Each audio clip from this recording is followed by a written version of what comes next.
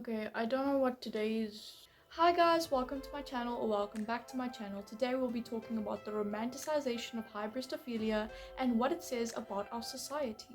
Now before we get into this video, make sure to like this video, subscribe if you want to see more content like this. Honestly, I'm playing around with everything. So if you like content that has to do with fashion, lifestyle and commentary, then yeah, I think you'd really like this channel. Also make sure to follow my Instagram, it's a fun time down there. And yeah guys, let's get into the video. Trigger warning, I'd just like to mention that I will be talking about serial killers. I will not be going into detail about the crimes, and I will be talking about a form of paraphilia. So if you are triggered by that, please click off this video and go watch another one of my videos. They are much more lighthearted than this. I'm probably just going to be doing a lot of social commentary here, so yeah. So what is hybristophilia? Well, in layman's terms, hybristophilia is a sexual arousal caused by somebody else committing a violent act, a murderous act, a sexual assault act, or basically anything that can cause outrage. So I first found out about hybristophilia when actually watching commentary videos about serial killers having fan bases, which I actually never knew was a thing.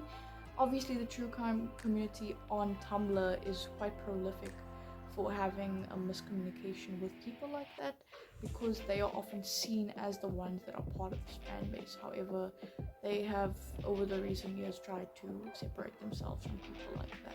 So I think I'm going to start with a few common cases of hybristophilia, and you'll notice that there is a pattern when it comes to it. So the most prolific case of all is Ted Bundy. Now, Ted Bundy had an absolutely crazy fan base. Some of the women that would attend his trials would actually dye their hair and part their hair in the middle, just like the victims that he killed, because he obviously had a certain type if you have looked into Ted Bundy's cases. Now, not only is that absurd, but they went an extra step further by sending letters to Ted Bundy, and also very provocative photos to him as well, and that is actually quite common when it comes to these hybristophilia cases. Side note, the only form of contact that people have to the outside world, well, prisoners have, is letters. So the admirers would obviously find a way to contact them, which was through letters, hence why they got such an influx of that.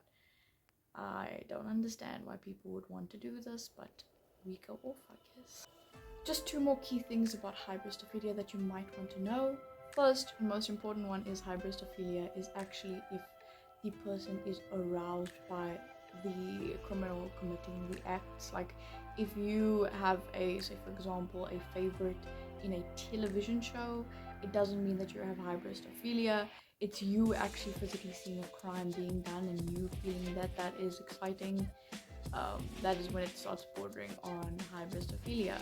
Another thing about hybristophilia is that it is mostly seen in women. That's just based on observation as well as studies that have been shown. There has, however, been a case about a male admirer that was attached to a female killer. However, she was actually a copycat killer. I'll link the article in the description below for you guys to have a little read. But she was actually performing a copycat kill of another serial killer that she was linked to. And yeah, this guy kind of thought, yo, that's pretty cool. So yeah, just an important note, I actually want to go more into what's defining about people that have hybristophilia, because one thing is that they actually see the crimes as being okay and they see the crimes as being exciting to them, hence why people are quite worried in the true crime community that people outside of the true crime community think that they are part of the hybristophiliacs. Other criminals that also gained notoriety as well as a lot of female fans were Jeffrey Dahmer, Richard Ramirez, as well as John Wayne Gacy. Like, I mean, I'm not gonna lie to you, like, I know that like Ted Bundy was supposedly a very attractive man. Personally, I don't think so. And apparently he was extremely charismatic, so I understand that, kind of. But John Wayne Gacy, I'm okay. Anyways, I guess that some people like that type of thing. But yeah, they were basically some of the people that got attention. And Richard Ramirez, if I haven't mentioned this before, Richard Ramirez actually did end up marrying one of his admirers, which is crazy to me. I don't understand why you'd want to marry a serial killer, but we'll get more into that now when it comes to the actual psychological factors behind it. Talk about the media. Now, I'm going to split up the media into two different sections. Social media, which is the newest form, and the normal media, which is newspaper, movies, music, everything in between. And yeah, we're basically going to be getting into the nitty-gritty of everything. Now to talk about my biggest issue. Hollywood and romanticizing serial killers. Now, we know Hollywood, we know that they love to romanticize things that are dark and taboo and shouldn't be romanticized. Well, serial killers just seem to be their favorite thing for some reason. I don't understand why, since those are people that are obviously extremely revolting and disgusting and vile and should not be romanticized. You can actually look at the Ted Bundy movie that was made recently with Zac Efron, and we can see how people reacted to that. Now, having a reaction to an actor, that you can do, but having a reaction to the actual serial killer and thinking it's so cool, ooh, I really like this guy, is terrible. Now, I'm not gonna downright to give you a diagnosis of having hybristophilia, because first of all, I'm not a psychologist and I can't just do things like that. However, I'm gonna be finding it extremely alarming to see you romanticizing a serial killer. That is why I find it so difficult when Hollywood actually comes with these extremely attractive actors. I'm looking at you, Ross Lynch, in My Friend Dharma. Side note, I really like Ross Lynch, and I will not be bashing him for this because it's not his fault. He was merely portraying a role. I just don't like it when people come up there and they're like, oh my word, Jeffrey Dahmer's kind of fine though. Ma'am, he would kill you. Like, don't get it twisted. I'm also gonna bring that up as well. People thinking that the serial killers are gonna fall in love with them and they are not gonna be subject to any of their torture. Like, come on. Another thing that I found out when I was watching, another example that I found out about was also American Horror Story, guys. Let's talk about Evan Peters playing Colt Peters multiple times. Like, my man is fine. But no, I'm not going to romanticize him as a serial killer. That is not happening. And you see, with that, Hollywood comes the problem. And you see, with that comes the problem of people normalizing serial killers, romanticizing serial killers, and actually wanting to become serial killers as well. Obviously, I'm not saying that movies are the main contributing factor. There are other things like psychological factors as well. But I mean, if you watch the show Copycat Killers, which I watched on one of the crime networks, I'm not sure if you guys have that there. They ended up showing how people copycat killed. I'm not sure if you guys have that show there, but I saw how people actually killed based on films like Scream as well as Saw. So yeah, I'm pretty sure that the media has a lot to do with making serial killers look normal and likable, especially when they put fine men as the actors. Also, I'm not saying that you shouldn't be making documentaries about serial killers, because I honestly find them as my main source of interest and knowledge. I'm basically a person that is very interested in the true crime community, so I tend to find documentaries like that quite interesting. And from a psychological point of view, it is quite interesting to see how serial killers' brains work, whether they are born a serial killer or if they do become that. So I genuinely feel like that should not stop. If it is neutral, unbiased, and overall not romanticizing a serial killer, then yeah, go for it. Make your documentaries, make your podcasts. I mean, if it's going to contribute to society and teaching them about the real person, the real evil behind the person, then sure, make the documentary. I'm only coming for the movies that basically make them look really attractive. Next up, we have social media. My favorite topic, because I've got so much to say about this. Honestly, I wasn't that involved in the true crime community on Tumblr or anyway for that matter. I kind of just watched documentaries on Netflix and YouTube and called it a day. However, I do remember watching a lot of commentary videos on hybristophilia in the Tumblr community, namely the true crime community, although I'd like to say that they are not part of that community due to what they do. I remember some examples would be people making cutesy little edits of Nicholas Cruz, the Parkland shooter, who is an absolutely vile person, as well as Jeffrey Dahmer with like a little flower crown on his head, which also extremely vile. I don't know why you'd want to do that. These people like to say, oh my word, woo Nicholas, or insert serial killer's name, would be a perfect match for me. We'd rule the world together, baby. If you weren't dead. Basically, these people mourn the serial killer.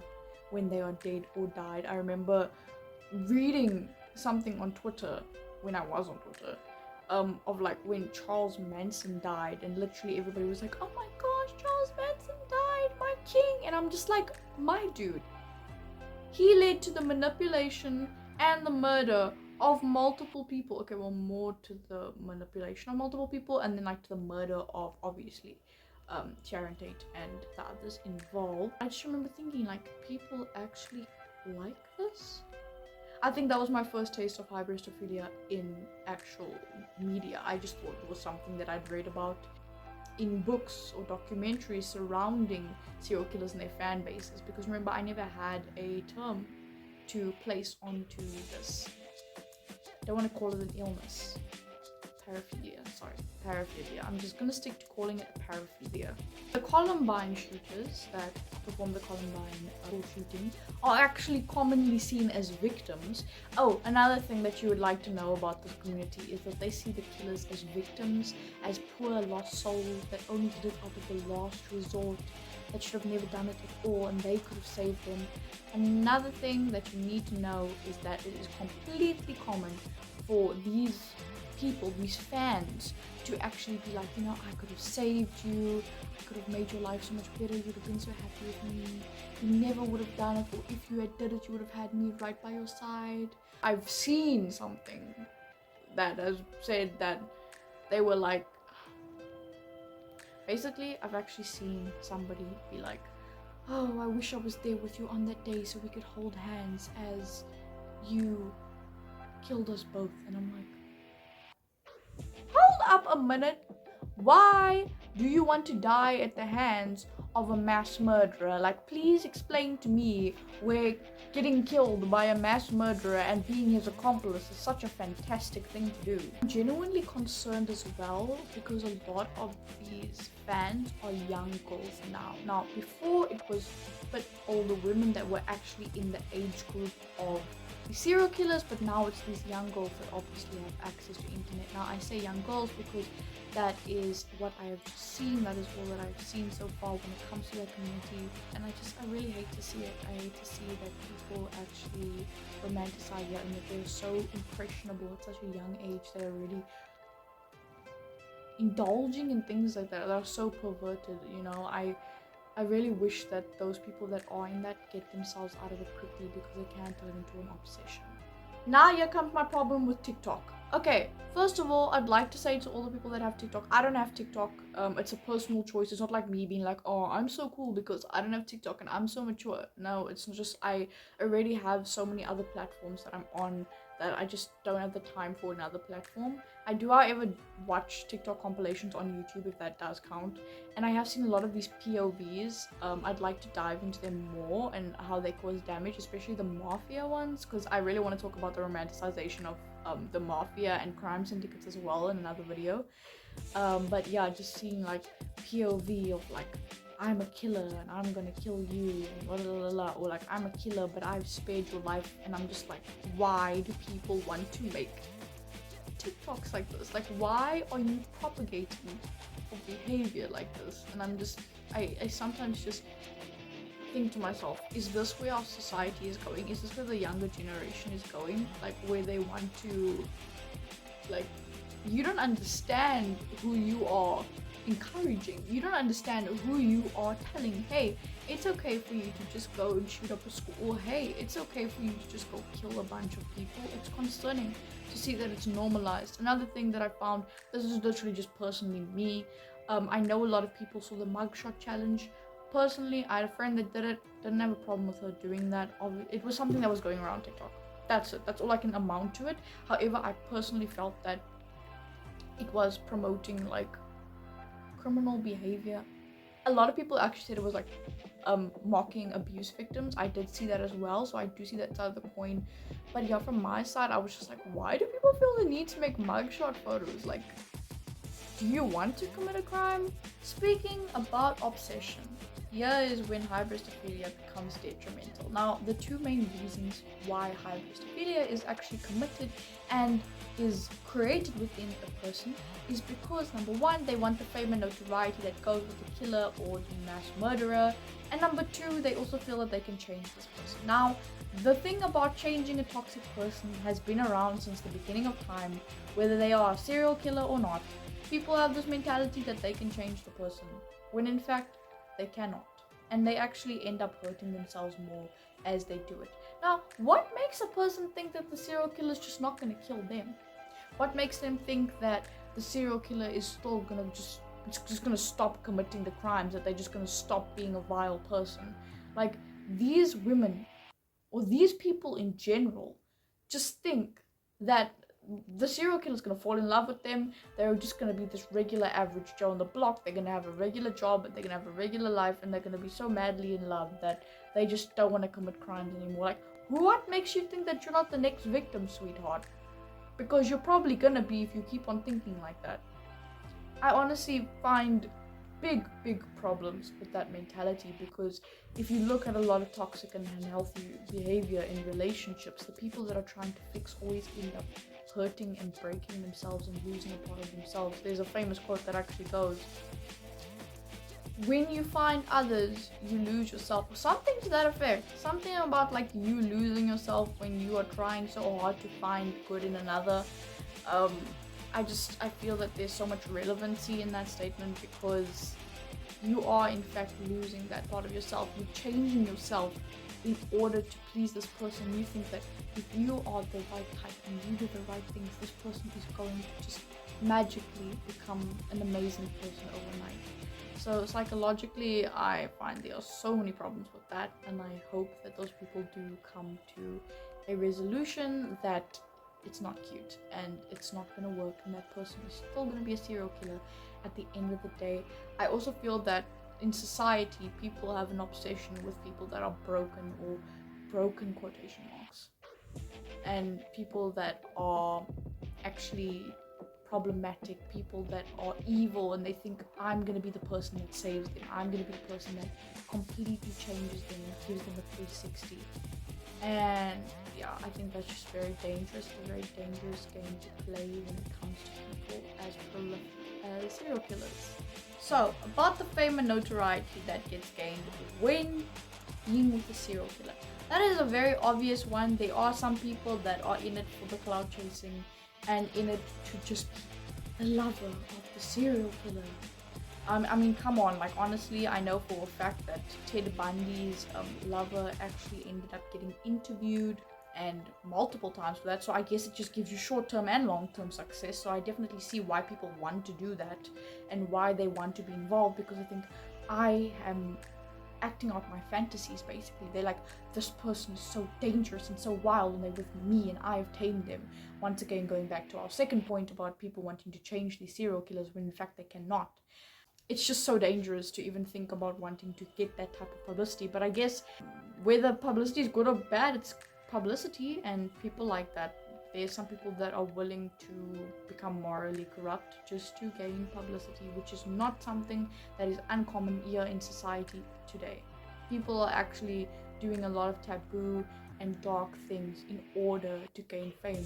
Even if it's just microaggressions, people do it because they feel that if they can't do it the good way, or if they don't have any talents, they can do it the bad way, because the bad way is the quick way, and quite frankly, you'll get more public outrage out of that, and that is in itself a form of attention. I'd also like to touch on our obsession with obsessive and possessive partners. Now, not only is this unhealthy, but it is also something that fuels the fantasy of many hybristophilia victims. I'd like to call them victims because this is something that definitely is part of a detrimental situation. So I don't understand why society has a thing for people that are toxic, abusive, and completely problematic. Something that has been boggling my mind for years and years is that people find that acceptable, people find that attractive. I mean, I remember seeing a TikTok about this girl's boyfriend that, like, hit the table in anger.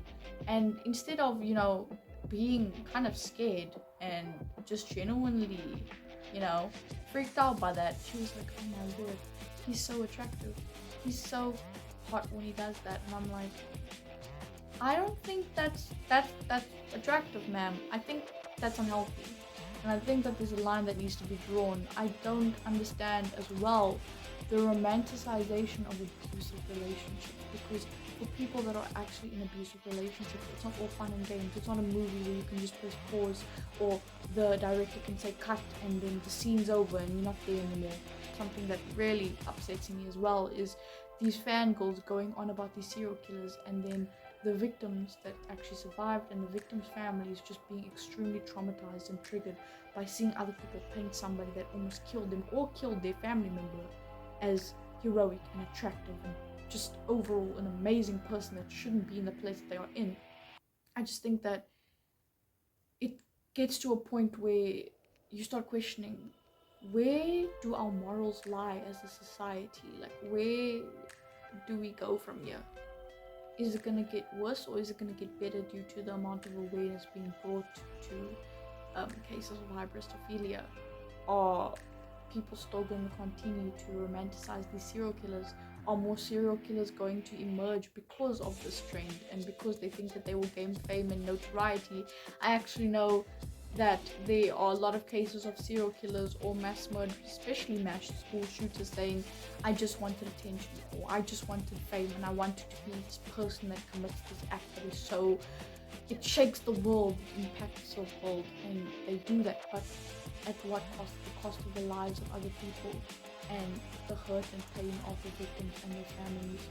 So I really feel that we need to stop as a society with making these people good and giving them a platform, because once we stop giving them a platform, then we will not have this problem as much anymore. They cause so much damage and harm to not only the victims, not only the people involved, but also just people in society. Why are you making an amazing, shouldn't even say that, why are you making this cutesy little thing out of something so tragic and so disgusting? Hey guys, I hope you enjoyed this video. I'm sorry if it looks like I'm smiling all the time. Really, that is just how I talk. I'm not happy or cheerful at all in the slightest about this topic. It is really disturbing. And yeah, I hope you guys enjoyed this video. I'm really just trying out something new. I don't want to just be a one-dimensional person on this channel, and I kind of just want to do whatever I want. I really hope that you guys liked the content. I'm definitely going to be doing a video on the romanticization of the mafia, like I mentioned previously in the video. And yeah guys, thumbs up, subscribe, follow my Instagram, the ads, everything is in the description. Yeah guys, have an amazing day.